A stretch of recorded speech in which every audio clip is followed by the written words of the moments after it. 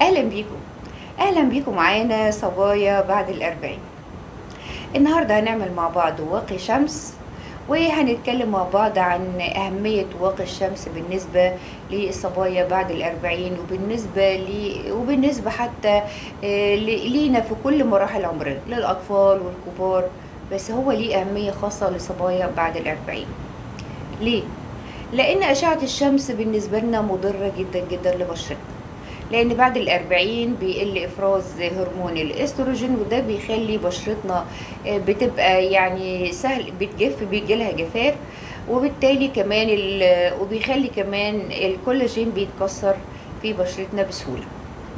أشعة الشمس الضارة دي بتزود جفاف البشرة بطريقة كبيرة جدا جدا، وكمان بتعمل على تكسير الكولاجين. فاحنا لازم نحمي بشرتنا بكل الطرق من أشعة الشمس. يعني لما تكوني ماشية في الشمس أو لما تكوني في المصيف، مش بس كفاية ان انت تحطي سان بلوك، انت كمان لازم لما تقعدي تحت الشمسية او تلبسي برنيطة. المهم ان انت تعملي حاجز بين جلدك وبين أشعة الشمس. طيب هنقول ان أشعة الشمس كلها ضارة؟ لا طبعا، أشعة الشمس فيها نوع ضار وفيها نوع مفيد جدا جدا. النوع المفيد جدا اللي هو بنتعرض جلدنا للشمس الصبح لحد الساعة 11، هو دوت الأشعة اللي بتخلي جسمنا يكون فيه فيتامين د. وطبعا احنا عارفين أهمية فيتامين د لجسمنا كلنا. طب في أشعة ضارة للشمس؟ أيوة، في أشعة ضارة للشمس، اللي هي الأشعة فوق البنفسجية، اللي هي بتكون في الشمس بعد الساعة 11 لحد قبل المغرب تقريبا بساعتين. الأشعة بقى الضارة للشمس ديت اللي هي الأشعة فوق البنفسجية فيها نوعين، نوع اسمه UVA ونوع تاني اسمه UVB. UVA دوت هو نوع من أشعة فوق البنفسجية، بتبقى يعني بتخترق الجلد وبتخش جوه طبقات الجلد، يعني نوع عميق بيخش بعمق جوه الجلد، ودوت بيسبب أضرار شديدة جدا جدا للجلد، وده اللي يعني ممكن هو يضر الجلد ويعمل أمراض والعياذ بالله خبيثة في الجلد. طب النوع اللي هو التاني ضار برضو، اللي هو UVB، اللي هو بيأثر على الجلد بتاعنا تأثير سطحي، وده بقى اللي بيسبب لنا الحروق والالتهابات والاسمرار والحاجات اللي احنا بنعاني منها وبنشوفها بعينينا. طيب احنا بالنسبة لنا بقى يعني، طب احنا نحمي نفسنا ازاي من أشعة الشمس، من أضرار أشعة الشمس الضارة؟ يعني زي ما قلنا ان احنا نلبس زي ما قلنا ان احنا نحط مثلا لو مشينا في الشمس نلبس برنيطة، نلبس نظارة شمس، دايما نحاول يعني لو في شمسية او في حتة ضلة نقف فيها، بحيث ان احنا يعني نحمي جلدنا من تعرضه لأشعة الشمس المباشرة. دي طريقة، دي نمرة واحد ودي مهمة جدا. نمرة اتنين بقى ان احنا دايما نحط واقي شمس او صن بلوك. صن بلوك ده بقى لازم نحطه سواء احنا في البيت، سواء احنا بره، سواء احنا على البلاج. يعني صن بلوك ده مش للبلاج بس، يعني حتى وانت في البيت وانت في المطبخ وانت طالما انت سواء صيف سواء شتاء، لازم بعد ما تحطي كريماتك كده الصبح تحطي الصن بلوك، لان الاشعه الشمس دي بتخترق حتى لو قافله بالازاز، فهي بتخش جوه يعني بتخش جوه البيت، بتخترق الازاز وبتخش جوه البيت. زي ما قلنا ان هي تأثيرها بيبقى ضار جدا على البشرة، وخصوصا لصبايا بعد الأربعين. طيب نعمل ايه بقى يا ست الكل دلوقتي، وخصوصا الصن بلوك ده ازاي بالكميات ديت، وخصوصا ان الصن بلوك دلوقتي لما بتروح تشتريه من الاجزخانة بقى سعره غالي جدا. طيب احنا ممكن نعمل برضو صن بلوك في البيت بأسعار اقل شوية او اقل بكتير من اللي ممكن تشتريها من الاجزخانة. مش هنقول ان احنا مش هنشتري من الاجزخانه، لا، بس هنخلي اللي بنشتريه من الصيدليه دوت مثلا ممكن للوش بس، والجسم بقى ايه نعمل صن بلوك اللي هنحطه على جسمنا في البيت او في المصايف او في اي حاجه، على ايدينا مثلا، او بالنسبه للاطفال على جسمهم، نعملوه في البيت. وحتى لو استغنينا خالص على الاجزخانه وعملناه كله في البيت برضو يعني مش وحش، بس يعني اللي طبعا اكيد اللي في الصيدليه بيكون درجه الحمايه بتاعته قويه جدا ومحسوبه يعني بدقه اكتر. طب انت دلوقتي لما تروحي الصيدليه عاوزه تشتري صن بلوك، طب ايه المواصفات اللي هو يعني لازم تخلي بالك منها وتقريها كده وانت بتشتري الصن بلوك؟ افضل صن بلوك مناسب. طب لازم يكون معامل حماية SPF مثلا ما يقلش، يعني يفضل من 30 ل 50، ما يقلش ابدا عن 30. وما يعني والصن بلوك اللي هو معامل الحماية بتاعته فوق ال50 مش بيفيد قوي، يعني ما بعد ال50 خلاص. يعني الحد هو انسب حاجة هو ال50. قل شوية اوكي ماشي، مش بطال يعني، مش هيبقى مفيد برضه. زاد بقى الزيادة ديت مش هتبقى يعني زاد ملهاش قيمة قوي على بشرتك. هو معامل حماية لحد 50 ممتاز جدا جدا جدا. طب وايه كمان؟ لازم ان انا اشوف ان هو عنده معامل حماية للنوعين الاشعة زي ما قلنا، اللي هي UVB وUVA. طب وايه كمان؟ في برضو نوع دلوقتي، نوعين لازم نعرف ان في نوعين من الصن بلوك، اللي هو نوع كيميائي ونوع فيزيائي. طيب انا اختار ايه، النوع الكيميائي ولا الفيزيائي؟ للأسف النوع الكيميائي ممتاز جدا ومش بيسيب أي أثر على الجلد، يعني الجلد بيمتص ويتشربه تماما، مش بيسيب بقى لون أبيض أو أي لون على الجلد، وعشان كده أغلب الناس بتفضله. وكمان ملوش يعني ما بيسيبش أبدا طبقة زيتية أو لأن أو أي أثر على الجلد، لأن الجلد بيمتص ويتشربه بسهولة ويسر. لكن اضراره ايه بقى؟ ان هو الجسم لما بيمتصه بيخش في طبقات الجلد كلها، ويعني ليه تأثير سلبي على أجهزة الجسم الداخلية. يعني بعض الأطباء بيقولوا إن هو لو أفرطنا في استخدامه على المدى البعيد ممكن إن هو يعمل أضرار لأجهزة جسمنا، الكبد وخلافه الداخلية. علشان كده دلوقتي بيفضلوا كلهم استخدام، او الدكاترة دايما بتوصي باستخدام الصن بلوك الفيزيائي. صن البلوك الفيزيائي دوت بيبقى المكون الرئيسي فيه هو اكسيد الزنك. الاكسيد الزنك ده بيبقى لونه ابيض، وبالتالي الناس لما بتدهنه على بشرتها بتحس كده انه ايه، يعني طبقة اللون الابيض ديت شوية بتضايقها او متبقاش مناسبة ليها. لكن الحقيقة انت اول ما بتحطيه على الجسم وبتعملي له كده، يعني بتوزعيه على جلدك، بتلاقي اللون ده خف جدا جدا، وتقريبا الواحد بالعين يعني ما بقاش ملحوظ قوي، بيبقى فاتح قوي قوي، يعني ملوش بالنسبة ان هو ملوش اضرار ابدا.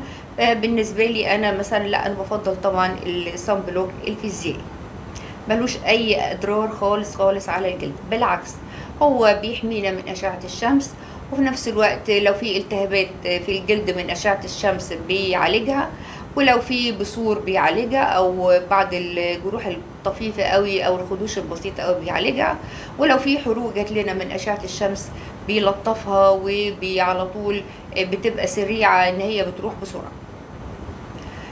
طيب الصن بلوك اللي احنا هنعمله، فبالتالي احنا النهارده هنعمل صن بلوك فيزيائي بمكونات بسيطة وبأسعار تعتبر أسعار رمزية بالنسبة للصن بلوك اللي بنشتريه من الصيدلية. طب نعمل بقى الصن بلوك ده ازاي؟ هنروح الصيدلية هنشتري أي كريم أو أي لوشن فيه أكسيد الزنك، اللي هي الكريمات اللي بنستعملها واللوشنات اللي بنستعملها للأطفال. في الكريمات اللي بنستعملها للأطفال اللي بنحطها لهم لما بيكون بنلبسهم حفاضات. طيب انا دلوقتي هروح الصيدليه واقول له عاوزه كريم اكسيد الزنك، فيه اكسيد الزنك، او لوشن فيه اكسيد الزنك. مثلا ادي شكل الكريم، ادي مثلا شكل الكريم ده، كريم فيه اكسيد الزنك وكمان عليه مجموعه من الزيوت. وده شكل اللوشن اهو، ده لوشن اهو، عباره عن لوشن سائل فيه اكسيد الزنك، ومفهوش مكوناته بقى تلاقي فيه شويه كاموميل، شويه حاجات ايه خفيفه ولطيفه مش مؤثره يعني. طيب في ناس بتفضل اللوشن لانه الاضافات اللي فيه قليله جدا، اغلبه يعني بيبقى اكسيد زنك. وفي ناس تقول لك لا عادي الكريم كويس، وفي بعض الزيوت طالما الزيوت ديت مناسبه ليا لا خلاص انا هستعمل الكريم، وبيدهنوا الكريم كده من غير اي اضافات خالص، وممكن نخرج بيه في الشمس. طب انا ممكن بقى، انا جبت هنا مثلا الكريم او اللوشن وعاوزه ان انا ازوده بمكونات من عندي، وان انا اكتر الكميه بتاعته، وفي نفس الوقت احط له مكونات عندي برضو بتحمي البشره من اشعه الشمس. طيب دلوقتي بقى نبتدي مع بعض نعمل الصن بلوك المنزلي اللي هنعمله مع بعض في البيت. طب احنا مثلا، انا بالنسبه لي هنا مثلا دلوقتي هستعمل الكريم.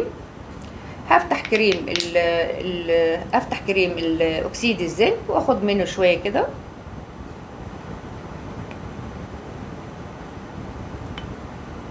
تقريبا تلت الكميه اللي انا 20% من الكميه اللي انا هعملها. ادي هو اكسيد زنك، ادي كريم اكسيد الزنك اهوت. تقريبا كميه يعني التلت او كميه 20% او 30% من الكريم اللي انا هعمله. كده اكسيد الزنك. طيب او الكريم اللي فيه اكسيد الزنك، هو طبعا كريم اكسيد الزنك بيبقى عليه بعض الزيوت، مثلا زيت جوز هند، او زيت مثلا زيت جوز هند او زيت زيتون، حسب النوع اللي انت بتشتريه. ممكن كمان تعملي لوشن، تضيفي تعمليه باللوشن. اللوشن لو هتعملي باللوشن هتاخدي معلقتين كبار من اللوشن. طيب سواء خدتي بقى لوشن سواء خدتي الكريم، ايه الاضافات اللي هنعملها في صن بلوك اللي هنعمله مع بعض النهارده؟ هنجيب بنسينول، ادي كده البنسينول. هنفتح البنسلون ونحط فيه، انا عندي هنا كمان يعني كريم بنسلون كنت مستعملاه. ادي كده ادي البنسينول، واضيف هنا ادي كريم البنسلون برضو كميه تقريبا يعني تقريبا تعادلوا. حطي كمان كميه قد الكميه اللي انت حطيتيها من كريم اكسيد الزنك، وادي كده بقلبهم مع بعض. وبعد كده هنجيب جل الالوفيرا. جل الالوفيرا ده يعني بصراحه مهم جدا جدا للبشره وبيرطبها جدا جدا. ادي كده نجيب جل الالوفيرا، وبرده ناخد كميه كده من جل الالوفيرا. ادي برضو قد معلقتين، ادي معلقه تقريبا، وادي كمان معلقه من جل الالوفيرا. يبقى تقريبا معلقتين من تقريبا معلقتين من اكسيد الزنك، ومعلقتين من اكسيد الزنك، ومعلقتين من البنسينول، ومعلقتين من جل الالوفيرا، ونقلبهم كده مع بعض. شايفين الكميه تضاعفت ازاي وكترت ازاي؟ اكسيد الزنك، كريم اكسيد الزنك في الاجزخانه سعره مناسب جدا، يعني سعره زهيد، يعني مش غالي ابدا. يعني مثلا تقريبا 50، يعني من 50 ل 60 جنيه، يعني حسب النوع اللي انت بتشتريه. اقصى نوع خالص بيبقى 70 جنيه، ولما بتحطي له الاضافات دي كميته بتتضاعف وبيعمل كميه كبيره جدا من الصن بلوك. طيب بعد كده قلنا بقى حطينا كده جل الالوفيرا، وحطينا اكسيد الزنك، وحطينا كريم اكسيد الزنك او لوشن اكسيد الزنك، وحطينا ايه كمان؟ وحطينا البنسينول. طيب احنا دلوقتي ممكن عندنا بقى نبتدي نحط الزيوت اللي برضو هتدعم الصن بلوك وهتعمل حماية اكتر كمان للصن بلوك. عندنا هنا ممكن زيت الصبار، نحط فيه هنا بزيت الصبار اهوت. نحط 10 نقط، 1 2 3 4 5 6 7 8 9 10. حطينا 10 نقط من حطينا 10 نقط من زيت الصبار. يعني هنحط من 10 ل 15 نقطة من كل زيت احنا عاوزينه. في كمان هنا زيت الجوجوبا، ممكن نحط برضو يعني زيت الجوجوبا ده مش عاوزه اقول لكم ممتاز، فاحنا ممكن نحط 15 نقطة جل صبار، 15 نقطة زيت صبار، و15 نقطة زيت الجوجوبا. 1 2 3 4 5 6 7 8 9 10.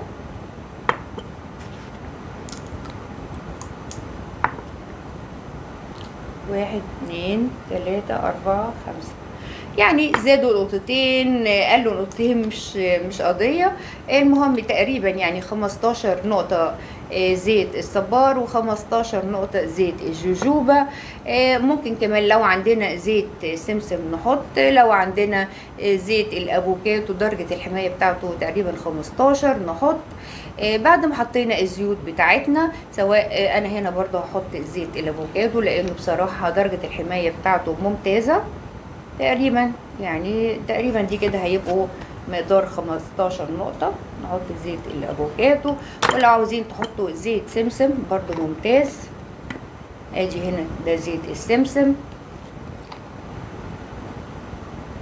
برضو كده معلقة زيت سمسم.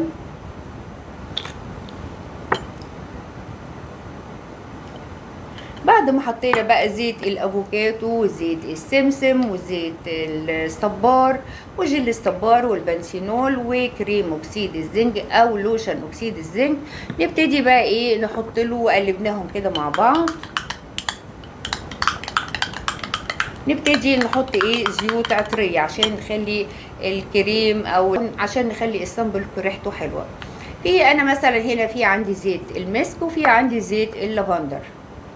طب انت اي زيت بقى عطري انت مناسب ليكي، يعني ممكن عاوزه تحطي مثلا زيت نعناع، اي زيت انت بتحبيه ليه ريحه حلوه فانت هتحطي يعني منه نقطتين. ادي كده زيت اللافندر، فهنحط بس نقطتين كده من زيت اللافندر.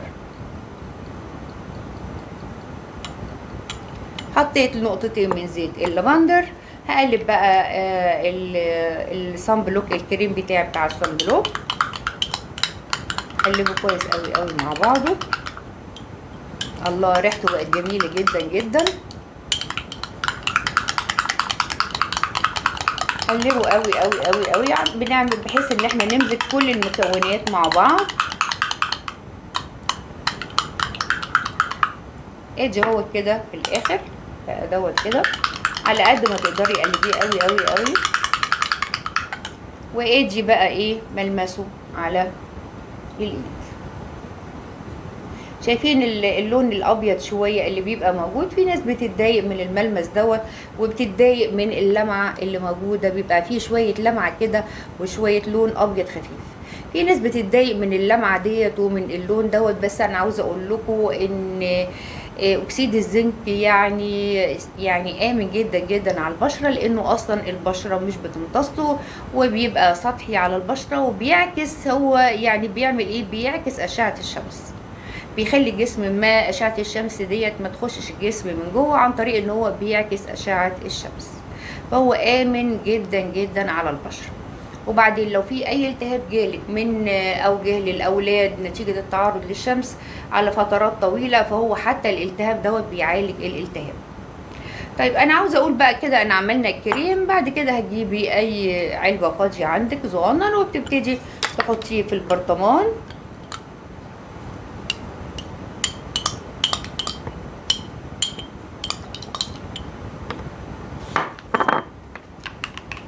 اهوت برضو تقلبيه قوي، تضربيه قوي مع بعض وتقفلي.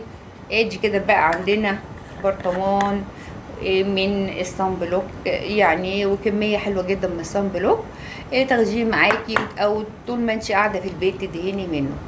طيب تدهني منه كل قد ايه؟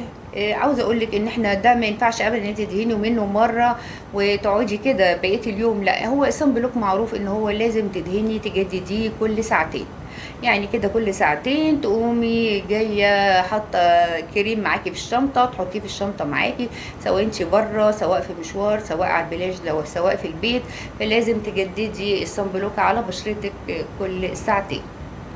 وبشرتك بشرة وشك وبشرة ايدك واي يعني اي جلد عندك متعرض للشمس او متعرض للحراره. طبعا احنا حتى انا عاوزه اقول لك المطبخ الحراره بتطلع من البوتاجاز او بتطلع لو قاعده في اناره شديده او بتطلع من البوتاجاز، كل دوت بيأثر على بشرتنا وكل ده فيه اشعه ضاره للبشره. يعني اتمنى ان الموضوع او اتمنى ان الطريقه تبقى سهله علينا، واتمنى ان انتوا تجربوها وتقولوا لي في الكومنتات استفدتوا عملتوا الصن بلوك ولا لا، وعجبكم الصن بلوك ولا لا، تكتبوا لي في الكومنتات. ولو في اي طريقه تانية للصن بلوك عندكم يا ريت تكتبوها لي عشان نفيد بيها كل صبايا بعد ال40. إذا الموضوع عجبكم يا ريت تنورونا في القناة باشتراككم وتعملوا لنا سبسكرايب ولايك وشير، واشوفكم ان شاء الله المرة الجاية.